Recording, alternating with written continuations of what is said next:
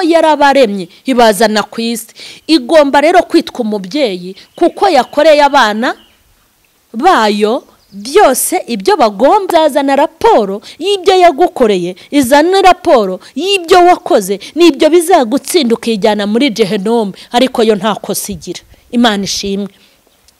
Intambara turabashoboje mu izina rya Yesu Kristo w'i Nazareti. Mwebwe abakurikirana Mama Sharirene official, nizere ko muguwe neza kandi mukomeye. Amahoro y'Imana rero nabe muri mwe, turabakunda kandi impamvu tubakunda nuko namwe mudukunda. Mukomeje kutwereka ko ibiganiro byacu bibagirira umumaro, niyo mpamvu rero natwe tuba dufite courage kugira ngo mukomeze mugubwe neza, kuko buri wese agomba gukoresha impano ye nk'uko Imana yayimuhaye, hanyuma tugakora ibintu kugira ngo abantu mwubakwe, muba abantu beza, kugira ngo tuzajyane mu ijuru, ariko no kuba mu isi tubashe kuhaba. Ntago nigisha ijambo ryonyine ryo muri Bibiliya, ahubwo nkigisha ijambo ryo muri Bibiliya, hanyuma nkanarisobanura mu buryo bw'umubiri kugira ngo twige kubaho tujya mu ijuru, ariko twige no kuba mu isi turi abantu beza. Abantu rero babaye abafarisayo cyane, iyo utafashe Bibiliya ngo baba bumva yuko utabikoze, kandi ngo iyo utabanje gusoma ijambo ry'Imana uba wabyishe. Cyo rero nicyo gihora kibica. Kuba ba mihango y'idini mukaba ba migenzo y'idini mukagira gute, ariko se ubundi ubu Bibiliya ziramutse zitwitswe ntago twazongera gukizwa. Hari ibyo twamenye tugomba kumenyesha n'abandi. Nifata Bibiliya mba ndi kubigisha ijambo ry'Imana, naba ntafashe Bibiliya mba nafashe ibintu nigishije mu ijambo ry'Imana, hanyuma nkaza kubibigisha. Aka kanya rero uyu mwanya tugezemo n'ubuhamya. Mwagiye rero mukurikirana ubuhamya, tugiye kuganira ku buhamya episode ya 14. Episode ya 14 ndashaka kuvuga ku ntambara z'umurimo, ibyo nagiye mpura nabyo. Impamvu dutanga ubuhamya nukugira ngo wumve uko uzitwara nawe nuhura n'ibikomeye. Umunsi watangiye gukorera Imana bakakubwira ngo wahamagawe nande, umunsi watangiye kubabwira ibyo weretswe bakakubwira ngo ibyo weretswe wabyeretswe ute, kandi ukajya ubibazwa n'abahamagawe mbere yawe banyuze mu byo wanyuzemo bamaze kurengwa no guhonjoka. Harimo n'abazajya bakubwira ngo usubire gusenga, nta Mana yagutuma ibi bintu. Ubuhamya bwanjye rero burakomeye kuko mu mpande zanjye zose nta muntu wanyumvaga. Ari iwanjye mu rugo nta wanyumvaga, ari mu itorero nta wanyumvaga, n'ibimenyetso bigaragaza ko ndi kumwe n'Imana ntabyo babonaga, cyane ko abana b'abantu kugira ngo bemere ko ukorana n'Imana ngo nuko hari ibintu Imana igomba kuba yaragukoreye. Niko abantu bubatse. Iyo babonye umuntu ufite imodoka, bakabona umuntu ufite inzu ye, bakabona umuntu ufite urugo rwiza ruteye imbere, babanye neza, bakabona ucuruza birikagenda, bakabona ubyibushye usa neza, nibwo bakwita umukozi w'Imana. Nibwo ibimenyetso by'uko ukorana n'Imana biba byagaragaye. Ibitari ibyo rero reka nkubwire, ntiwahagarara imbere y'abakirisitu bo mu minsi y'imperuka wambaye inkweto ihengamye ngo babwire ko Imana yakugiriye neza, kuko ineza y'Imana bayirebera mu byo bambara. Ariko Imana si uko bimeze, ntabwo ari uko bimeze. Ari uko bimeze Lazaro yari ku gikuzimu, hanyuma nyamutunze akajya mu ijuru. Ariko Bibiliya ivuga iki? Bibiliya iravuga ngo Lazaro yagiye mu gituza cya Aburahamu. Nyamutunzi Lazaro mbibutse ko yarya gutuvungukira twimbwa zo kwa ba Nyamutunzi. Ariko ngo Nyamutunzi apfuye ngo yagiye kuzimu. Aribwo yatangiraga gutaka kubwo gutwikwa n'umuriro, ngo ahamagara mu ijuru, ngo ahamagara Aburahamu ngo mwambabariye mukohereza Lazaro nkamutuma kuri data, kuri bene mama batazakore nk'ibyo nkora bakaza hangaha. Aravuga ngo hagati yacu namwe hari umworera, bagende bumvira intumwa n'abahanuzi, kandi nibatabumvira naho umuntu yazuka ntago bazumva. Ubwo rero nuko nyine bimeze. Imana yamuhaye umugisha. Umuntu wahawe umugisha uko tubibona ni umuntu ufite ibyo kurya akagira ibyo kwambara, ni umuntu udafite ikibazo. Ariko icyo kintu wakishe, kandi icyo kintu ntago ariko kimeze. Imana murakundana mukaba inshuti, ukaba waburara kane kandi ifite ibyo kurya. Ibyo rero nibyo biyigira Imana. Kumwe bamwe barya abandi bagasonza, nicyo cyubahiro cyayo. kandi nawe witonde kuba umuntu wubaha Imana aba mu makuba, wowe ukorera shitani ukaba mu byiza, utagira ngo ibigukorera gusa. Ibyo niyo mitego izagutega ku munsi w'urubanza, ubwo Imana izabikwishyuza ibyo yagukoreye kandi udakijijwe. Kakubwira iti kuki wagiye gusambana nkakurindira mu modoka, korari yanjye yajya kuririmba nkayirimba bagapfa bagashira ndeba. Ni urubanza. Ko wirirwa mu kabari nkaba narakubakiye etaje, ariko abirirwa mu rusengero bakaba baba mu manegeka. Biriya bintu impamvu Imana ibibakorera ni ukugira ngo Imana yikureho urubanza, kuko Imana ni umubyeyi, ni data wa twese mwiza. Abasinzi n'abatari abasinzi bose irabitirirwa, kuko yarabaremye ibazana ku isi.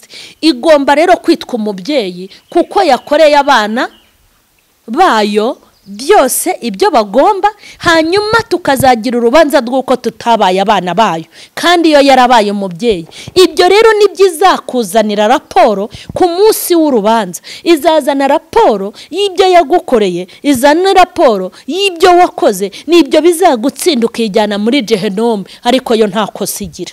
Imana ishimwe.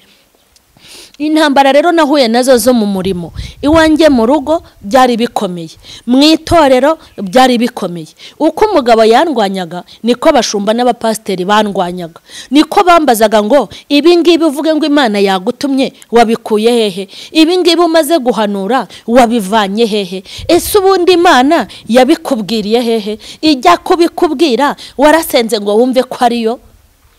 Rimwe na rimwe bakambwira ngo rero muri ubu butumwa wahawe n'Imana uzakuremo ubutumwa bubiri. Ntago ndi bubabwira ubwo butumwa bambwiye gukuramo, uzakuremo ubutumwa bubiri, nuramo kubukuyemo ibindi bisigaye nta kibazo uzagirana n'itorero, uzaba uri mu murongo. Kandi ibyo bintu bibiri bambwiye gukuramo nibyo bintu Imana yambwiye ngo ujye umvugira ibi, ngo kuko ibindi bigira abavuga butumwa benshi babivuga, ujye ubivuga wenda ibindi ubyihorere. Hanyuma bagenzi nimurebe ikintu abantu bazize. Ubu abantu benshi bicaye mu ngaruka z'uko bakoreye itorero ADPR cyangwa bagakorera amatorero y'ababishop babo n'abapotre. Abantu benshi bakoreye abantu, abandi bakorera abapasteri babo n'abashumba babo, abandi bakorera leta, hanyuma bibagirwa gukorera Imana. Kandi nimureke mbabwire, leta yaguhemba, bishop yaguhemba, urusengero rwawe rwaguhemba, ADPR usengeramo yaguhemba, ariko nta muntu n'uyu n'umwe uteze kugira ibihembo bingana n'ibyo uyu mwami wacu Yesu Kristo.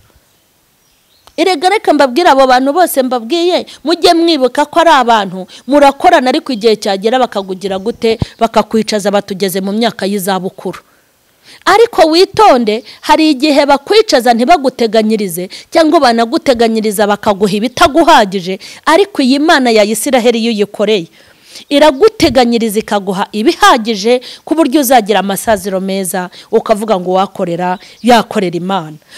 Icyo gihe rero nagombaga kumvira umugabo cyangwa nkumvira ADPR nasengeragamo, cyangwa nkumvira abantu bashakaga kubwirwa ibyiza. Ariko nibutse Imana yanjye, nibuka Amina. Mureke mbabwire, hari ijambo Dawidi yavuze aribwira umugore we. Dawidi yabwiye umugore we, umugore yaramubwiye ati niki kigutera gutambuka byina kugeza ubwo tumwitera imbere y'abaja n'abajajabye. Aravuga ngo ndi gutambira Imana yakuye so Sawuli ku ngoma, hanyuma ikagira gute, ikanyimika, niyo ndimo ndatambira. Imana nihabwa icyubahiro. Nahise nibuka Imana, yatinyutse umuyaya nka mama Sharirene, ikankura mu buyaya, ifite umugambi wo kuzamuye umurimo w'icyubahiro, inkura mu buyaya, ifite umugambi wo kuzampa icyubahiro mu gihugu ndetse no hanze yacyo. Imana inkura mu buyaya, ifite gahunda yo kumpesha agaciro, ndayikurura. Ndeba ukuntu yangabiye umurimo, ndeba ukuntu mpagarara mu materaniro yo ku cyumweru, ndeba ukuntu inama ya paruwase iterana bati turashaka kwigisha igiterane, bagahamagara mama Sharirene, urubyiruko rwakoresha ibiterane bagahamagara mama Sharirene, hari abagore nkanjye benshi. haba igiterane cy'abubatse, ninde mwigisha mubona wabishobora, bagahamagara mama Sharirene. Haba igiterane cy'abanyamasengesho, nimuhamagare mama Sharirene. Haba igiterane cy'amakorari, nimuhamagare mama Sharirene. Haba amasengesho y'abayobozi, nimuhamagare mama Sharirene. Ku cyumweru no mu mibyizi, icyumweru cyose kuva kwa mbere kugeza, ndeba icyo cyubahira Imana yampaye, mbona ukuntu yangize uwo kwifuzwa. Ndavuga Uwiteka we, nubwo kubiceceka ari inyungu, nubwo kubivuga bimpuriramo abanzi, ntagukoreye nta wundi nazakorera. Fata umwanzuro wo guhimiriza impuguro z'abashumba nzishyira ku ruhande, kuko banyigishaga ibyo mvuga, bagashaka ko nceceka iby'Imana. Ibyo kwita ngo mu rugo ngo umugabo ngo ntashaka ko mvuga, ndavuga nti wowe icyo nzagukorera nuko ngomba kugukorera ibyo ngomba kugukorera mu rugo, ariko kuvuga Imana yanjye byo nturi bubimbuze. Muri make nemera kubaho nk'agati k'inkokore, nta muntu nyumva, nta muntu nyitaho, ariko nimenyanira n'Imana. Imana yanjye ndayikorera. Ni nayo mpamvu twageze mu gihe cya COVID-19, bamwe bakabingegera n'ibisambo. Deje no muri iki gihe turi mu ngaruka z'icyorezo twahuye nazo, ntago nshobora kubura ibyo ndya, kubera yuko nakoreye Imana, nkorera Imana ariyo ndimo gukorera. Niyo mpamvu ntabwo nshobora kugira ikibazo, naho nasaza, naho napfa bakanshyingura, ari urubyaro rwanjye ari nanjye, bazakomeza kuba mu ngaruka nziza zo gukorera Imana. Nahuye rero n'urugamba rukomeye muri uyu murimo w'Imana. Nkagira urugamba aho nagiye kwigisha, nkagira urugamba iwacu ku mudugudu. Imana iri kumvugisha ibyo badashaka, irimo kunkoresha ibyo badakeneye, iri kuntuma muri Ep14. Ndi kubabwira ibintu badashaka kumva byavuye kuri pause, mbaho muri ubwo buzima. Mu itorero nkakubitwa, nagera no mu rugo nkagira gute nkakubitwa. Abantu bampindura iciro ry'imigani, kandi niko ubukene buri kunuma, niko inzara iri kwirukanka, niko nambaye wareba imyenda nambaye.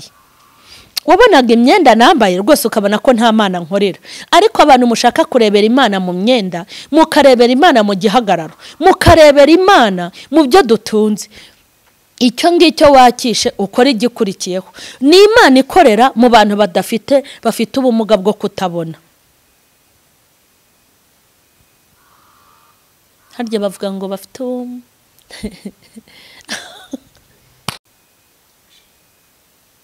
ni Imana ikorera mu bantu batareba.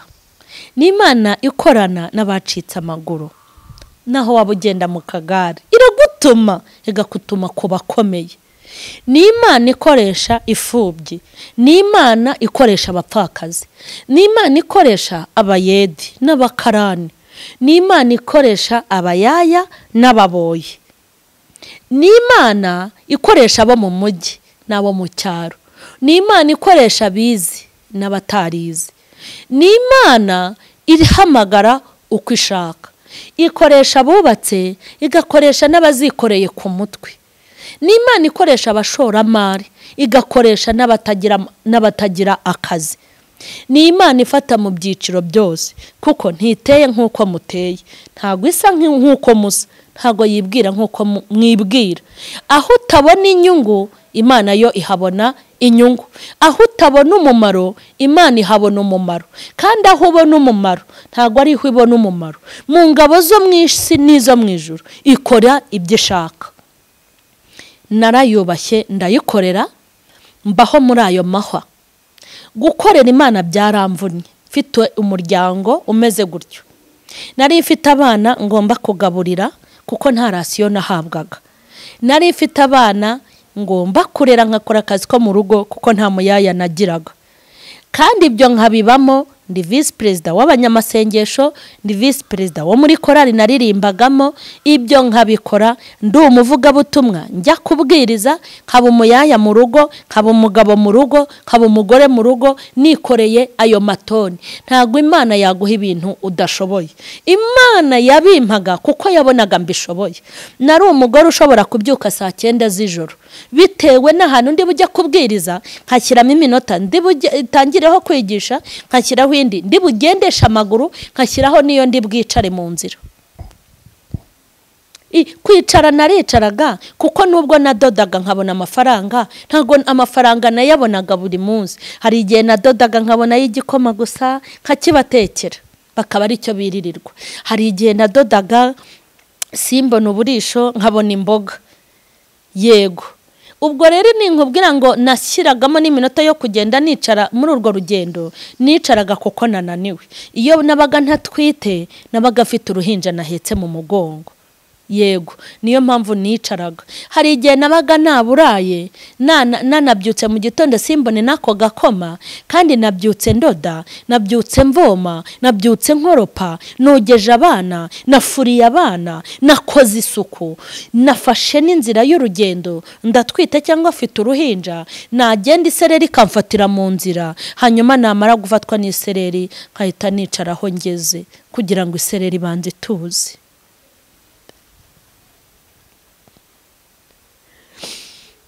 Isereri y'umugore utwite wakoze ako kazi kose kandi utariye. Noneho muri kwakugera muri rya teraniro, Imana iyo itaguhaye nta muntu uguha.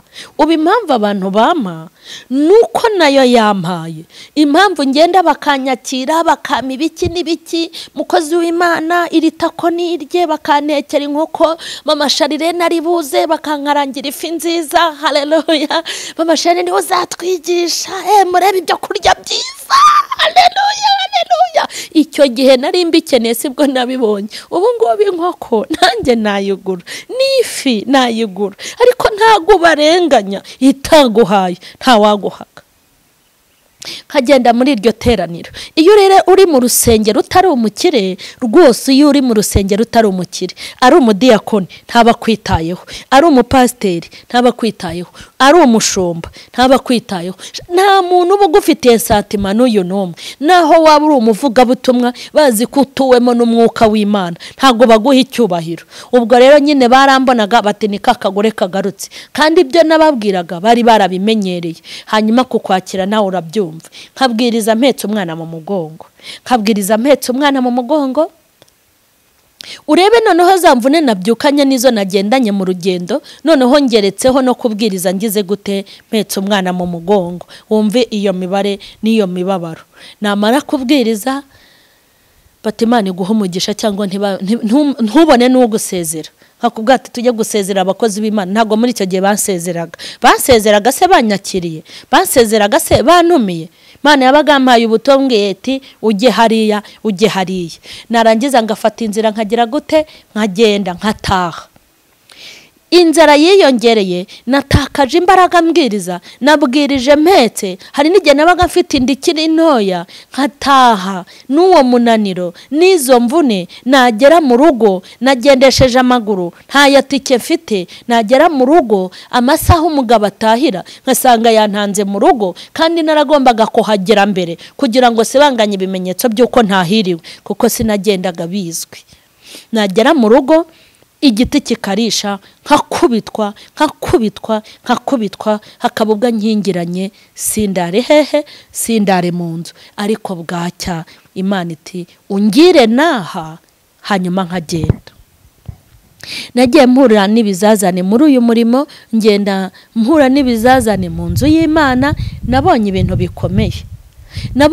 bikomeye, nabonye ukuntu abantu basuzugura Imana, mbona ukuntu bapinga ibyo yavuze, mbona ukuntu bapinga ibyo yanyujije mu bakozi b'Imana. Ariko aho nicaye ahangaha, impamvu ntajya ndeka guhamya, impamvu ntareka gukorera Imana, nuko ibintu Imana yantumyeho, cyane ko yabintumaga muri ADPR. Ibintu Imana yantumye kuva icyo gihe kugeza iyi saha, nta na kimwe ndindiriye kitarasohora. Ikintu ndindiriye yambwiye ntarabona ni kimwe, nuko yambwiye ngo nzubaka itorero rya ADPR, nzaryubaka ryongere rizemo izindi mbaraga, ribe rizima, abantu bose bifuze kurizamo. Nicyo kintu nsigaje kureba. Ariko ibihano yavuze, gukenyuruza abantu yavuze, kwanika abantu yavuze, ibintu byose intambara n'amakuba biri muri iri torero, icyo gihe Imana yarabitubwiraga tukabivuga. Niyo mpamvu rero kuko twabanye n'Imana kandi tubona inyungu zo gukorera Imana, niyo mpamvu twakomeje. Iyo tubana n'uyu mwami tukaba tukiri mu gihombo twari kuvuga ngo twaribeshye, ariko gukorera Imana ntako bisa, gukorera Imana ni iby'umumaro. Inama rero nahugurwaga n'umuhisi n'umugenzi, ndashaka kubwira abantu bigize abahuguzi, ni ukuri impano yo guhugura ntabwo ifitwe na bose. Iyo uri umuntu ushaka guhugura ubanza kureba umuntu ugiye guhugura ukamenya narangaje uzamo. Nimba ugiye guhugura umupagani ntukwiye kumuhugura nk'umurokore. Nimba ugiye guhugura umunyamibabaro ntabwo ugomba kumuhugura nk'umuntu w'ibitwenge, kuko iyo uri guhugura umunyamibabaro uribombarika. Ni nabyo bibazo ngenda ngirana n'abantu kuri kamera hano, hanyuma bakaza bavuga ngo mama Sharirene arabatuka. Hoya, ahubwo waje nabi. Nimba waraje uri isutwa umbaza iby'urugo rwanjye nagushubije nkaho uri isutwa. Iyo uzi uri umunyabwenge nari gusubiza nk'umunyabwenge, burya nagushubije nk'usubiza injiji, kuko injiji iyo yishubije ibintu by'ubwenge ntabwo imenya ibyo uyibwiye, ariko iyo yishubije ibintu by'ubujiji nk'uko iri irushaho kubyumva. Wowe nimba ushaka guhugura umuntu wimuhugura wigize umushinjacyaha, umere nkaho uri kumurega ibintu, ahubwo banza umuganirize. Ari umuntu uherutse kumbaza ibintu, abimbaza mu kinyabupfura, yambajije ibintu ambaza iby'urugo rwanjye. Ubundi ni umuntu naramubwiye uzijya kumusubiza, namubwiye ntuzi impamvu ngiye kugusubiza wowe, ngiye kugusubiza kuko witwaye neza mu kumbaza. Nahise musubiza ndamubwiye ntiyaba abantu bose bitwaraga nkawe bakaza batigiza abahatari. Wowe nimba uje kubaza mama Sharirene kandi kumbaza ntago ari bibi, impamvu bumbajije nuko hari ibyo butazi kuri njye. Wiza rero umeze nkaho ubizi, uraza untuka mama Sharirene ibintu ukora ntago ari byo, babarira umugabo riri umugabo wanjye tujya kumenyana nta numwe wari uhari muri mwe, twaraba amasezerano nagiranye nawe twari babiri, ubuzima nabanye nawe mu rugo usibye abana banjye barabizi kuko barabibonaga, ariko hari ibyo batazi kuko hari ibyo twabahishaga. Ubuzima nabanye nabo twari babiri nawe turaziranye, noneho ajya no kuna ninjye nawe tubiziranyeho, noneho n'ibindi byose mwabonye njye nawe tubiziranyeho. Kugeza na n'iyi saha umugabo wanjye aranzi, nubwo atabona imbaraga zo kumvuga ntago yazibona, kandi nanjye ndamuzi, nanjye kandi sinabona imbaraga zo kubivuga. Niko bimeze, kandi namwe mu ngo zanyu muraziranye, harimo n'abaseka kandi muri hasi yacu. Ibyo tutazi rero biri mu mutima wanjye ntabasha kuvuga, n'ibiri mu mutima w'umugabo wanjye atabasha kuvuga. Uza kundega, uza kunshinja ibyaha, uza kuvuga ko urugo rwananiye. Ese reka nze nkubaze ngo urugo nararushenye, nkubajije amabati yari yubatse urugo rwanjye wayambwira nimba ari 20 cyangwa 30 ko mugira amagambo? Oya, nkubajije imifuka ya sima nubakishije urugo rwanjye, nkakubaza amarangi ya amajerekani amabido y'amajerekani nasigishije irangi nubaka urugo, nkakubaza ibikoresho byubatse urugo rwanjye, nkakubaza n'amamiliyoni byatwaye, tuvugishije ukuri wabisobanurira? Vuga uti nabigusobanurira ntazi yo taha, vuga ngo nabigusobanurira kandi mbi Burayi uba muri Afrika. Wabisobanurira gute tutaricarana ngo tuganire, tutaraturanye, tutarabanye, ariko uziko n'abaturanya batajya bamenyana? Ubuse ko kuturana n'umugabo n'umugore, umugabo aba mu cyumba cye n'umugore aba mu cyumba cye, bagasohoka mu rugo nturabukwe ntubimenye ko batararana mu buriri bumwe. Mwigize abanyabwenge mwigira abacamanza, ariko burya nimureba nabi muzakorwa n'isoni mu magambo muvuga, kuko ibyo muvuga ni inkuru mutigeze muhagararaho. Ujye ureka kwizera ukuri kwanjye kuko nta nagusohora kose. Kuri kwanjye se nagusohora kose naba mbaye ikigoryi, cyangwa ibyambayeho mu rugo ujyango byose nabivuga naba nabaye umusazi. Kereka bankoropye tubyihorere. Nahuye n'ibintu bikomeye, ariko ikintu nakoze ni ukurwana ikintu bita intambara nziza. Hari amakuru nari naravanye ku wera, Imana yari yarambwiye ngo ibibazo by'abubatse biri mu rugo n'ubutumwa Imana yampaye ngo igihugu cyarabinaniwe n'itorero rirananirwa. Ayo magambo nayashingiyeho ndwana urugamba rwiza mu rugo kugira ngo Imana itazabona narabaye nyirabayazana. Naho nabivuga ntubyumve, yego nta n'ibimenyetso afite by'uko urugo rwanjye narwanye neza kuko ntari kumwe nawe, nta gisubizo nabona misi, ariko iminsi uko izajya ihita indi itaha igisubizo ntafite. Imana yo mu ijuru ifite igisubizo, kandi Imana nidusubiza njye n'umugabo wanjye mu rugo igatanga igisubizo gikwiriye mu bantu, ndabizi neza ko bizagirira umumaro. Hazabamo ivugabutumwa rikomeye, hazaba ari ukwiga gukomeye, kuko n'ubundi Imana nta kintu igikorera kugira gute, nta kintu igikorera guhomba. Imana yarambwiye ijambo rikomeye, yarambwiye ngo amarira y'abagabo yarazamutse agera ku Mana. Imana intumwa n'ubutumwa bwa kera, ngo kandi n'amarira y'abagore ngo yarazamutse agera ku Mana. Irambwira ngo umugore arira muri supurano n'umugabo akarira muri baze, ngo ayo marira iyo bageze imbere ya pasiteri ngo ntago pasiteri ajya abasha kubakemurira ikibazo, ngo kuko ayoberwa urengana n'urenganywa. Ariko imbwira amagambo akomeye, irambwira ngo umbwirire abagore n'abagabo ngo nje kureba nyirabayazana wagize uruhare mu isenyuka ry'urugo rwe. Ayo magambo niyo yantinye nitwararika mu rugo, nanga no guta urugo kubera byari bikomeye.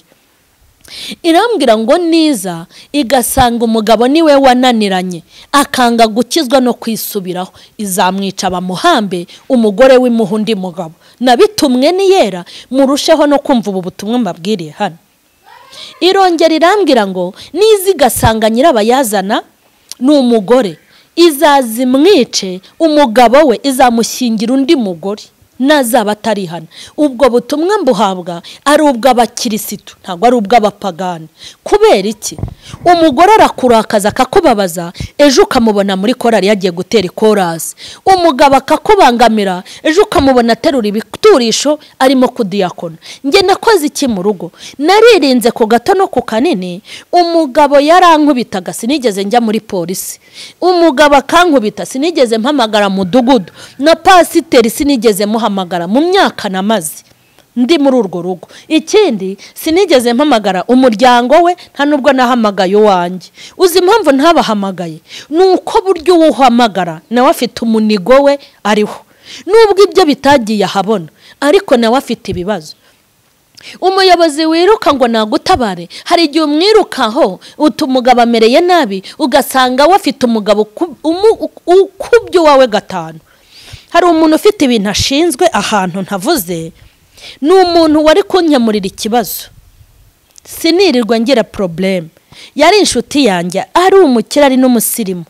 Reka mbabwire, ndavuga ni reka mfate inzira njye kumubwira ikibazo cyanjye fite. Ni gute mbaho mfite abana 5, umugabo akicara mu mutungo w'abana akarya amafaranga umwaka ugashira undi mwaka ugashira. Reka njye kubimubwira ambwira ukuntu nabigenza, kandi niwe wari ubishinzwe. Mureke mbabwire, ninjiye we muri saro mbone ukuntu umugabo bameranye mu minota mikeya, ndeba agasuzugura umugabo amusuzugura, ndebye ibiri umugabo afite n'igihagararo cye, ndebye icyubahiro uwo mugore afite, ndebye agasuzuguro kamurimo, tugerana n'ibihe byo gusengaho gato, maze gukurura umubabaro afite mu rugo aterwa n'umugabo.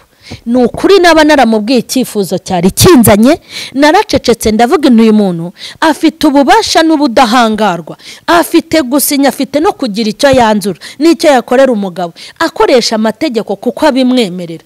Kuba rero atarabishoboye akaba kirindagizwa n'uyu mugabo udapima n'ibiro 50, ndimo ndirebera umugabo ujya mu kabara kirirwa yasinze umunsi wose, umugabo urwanga rwaje kubwa mitsingi, utaha muri aya makaro no muri iki gipangu. Uyu mumama akaba avuga ati ndi gusenga Imana ngo intabare. Sha nanjye ndagiye Imana intabare rwose. Nahise mbona ko Imana ari yishobora byose, ndayiringira ndayizera.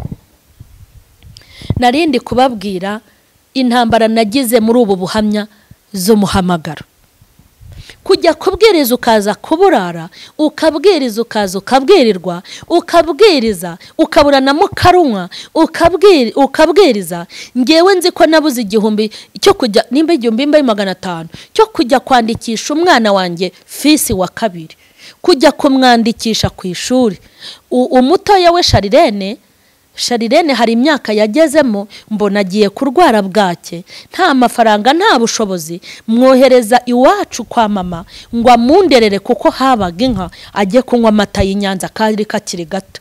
We yize na garidene, mama arayimwishyurira yigayo. Ubwo nibyo nyine n'ubuhamya. Umwana wa kabiri ari we Fisi, kumwishyurira amafaranga 500 yo kujya kumwandikisha ngo atangire ishuri twarayabuze. Fisi ajya mu ishuri yatangijwe n'abasiribateri twari duturanye, bari bakoze ubukwe, hanyuma bakajya bambona umugabo yarantaye, bakambona bakabona ukuntu uwo mwana ageje igihe cyo gutangira akirirwa mu rugo. Rimwe barampamagara baturi mwana ko atiga, nti nabuze amafaranga yo kumujyana ku ishuri 500 ku bana bari bafite se. Uwo mugabo n'umugore bahise bambwira bati akira amafaranga ugenda umutangira ishuri tuzakomeza no kumwishyurira. Umwana ndagenda mutangiza ishuri Kabusunzu bakajya bamwishyurira.